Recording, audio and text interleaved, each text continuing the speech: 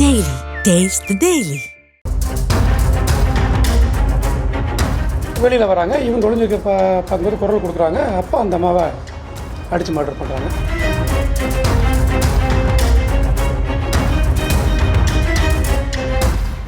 ஈரோடு மாவட்டம் சிவகிரி அடுத்த மேக்கரையான் தோட்டம் பகுதியில் தோட்டத்து வீட்டில் வசித்து வந்த முதிய தம்பதி ராமசாமி, பாக்கியம் ஆகியோர் கடந்த ஏப்ரல் 28ஆம் தேதி படுகொலை செய்யப்பட்டு நகைகளை கொள்ளையடித்த சம்பவம் அதிர்ச்சியை ஏற்படுத்தியது. இந்த விவகாரம் தொடர்பாக 12 தனிப்படைகளை அமைத்த போலீசார் கொலை சம்பவத்தில் ஈடுபட்ட ரமேஷ், மாதேஸ்வரன் மற்றும் ஆச்சியப்பன் ஆகிய 3 பேரையும் கைது செய்தனர். மேலும் திருடிய நகைகளை உருக்க உதவி செய்ததாக நகைக்கடை உரிமையாளர் ஞானசேகர் என்பவரையும் கைது செய்தனர்.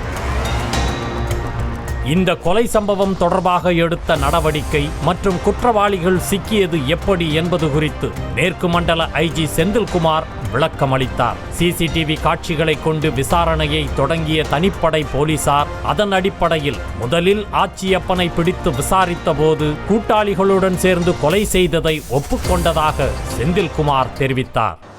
இந்த கொள்ளையடிக்கப்பட்ட நகைகளை ஆத்தியப்பன் அப்படிங்கிறவர் அவருக்கு தெரிஞ்ச சென்னிமலை பாளையத்தில் இருக்கக்கூடிய ஞானசேகர் அப்படின்னு ஒருத்தர்கிட்ட கொடுத்து அதை உருக்கி தாங்கன்னு கேட்டு வாங்கியிருக்காரு. அவர் உருக்கி கொடுத்துருக்காரு. அவரும் அதை கன்ஃபஸ் பண்ணியிருக்காரு.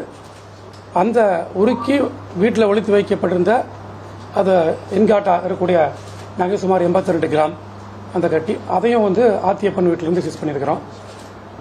இதை உருக்கி கொடுத்த நபர் ஞானசேகர் அவரையும் கைது பண்ணியிருக்கிறோம். மேலும் திருப்பூர் மாவட்டம் பல்லடத்தில் தோட்டத்து வீட்டில் நகைக்காக 3 பேரை படுகொலை செய்த சம்பவத்தையும் இவர்கள்தான் செய்ததாக ஒப்புக்கொண்டதாகவும் கூறிய செந்தில்குமார் பல வழக்குகளில் சம்பந்தம் உள்ளதால் விசாரணை நடத்தி வருவதாக தெரிவித்தார்.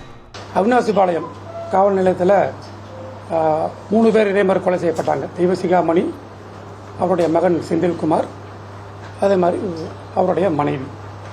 இந்த 3 பேர் கொலை செய்யப்பட்டு நகைகள் கொள்ளையடிக்கப்பட்ட சம்பவத்திலையும் அதை தாங்கள் தான் பண்ணதாக சொல்லியிருக்கிறாங்க. அதை வழக்கு சிபிசிஐடி விசாரணையில் இருக்குது. அது தொடர்ந்து வழக்கு விசாரணை நடைபெற்று வருகிறது. கைது செய்யப்பட்டுள்ள ஆச்சியப்பன் தென்னந்தோப்புகளில் தேங்காய் உரிக்க செல்வது போல் நோட்டமிட்டு தனியாக இருப்பவர்களை குறிவைத்து நகைக்காக இதுபோன்ற செயல்களில் ஈடுபட்டு வந்ததும் விசாரணையில் தெரிய வந்ததாக மேற்கு மண்டல ஐஜி செந்தில்குமார் விளக்கமளித்தார். இதில் பார்த்தீங்கன்னா ஆச்சியப்பன் அப்படிங்கிறது இந்த தேங்காய் உரிக்கிறது, தேங்காய் தோப்பில் போய் தேங்காய் வாங்குறது, இது போன்ற தொழிலில் இருந்திருக்காரு. அதனால் அந்த மாதிரி இடங்களை அவர் தேடி போகும் பொழுது அந்த இடத்த பார்க்குறாரு. அங்கே தனியாக இருக்கிறாங்க, வயசானவங்க தனியாக இருக்கிறாங்க, வீடு தனியாக இருக்குது அப்படிங்கிறது அவருக்கு தெரிய வருது. இங்கே நம்ம அவேர்னஸ் பண்ணால் தெரியாதுன்னு அவர் நினைக்கிறார். இது தான் அவங்களுடைய இதுபடி தெரிய வருது நமக்கு.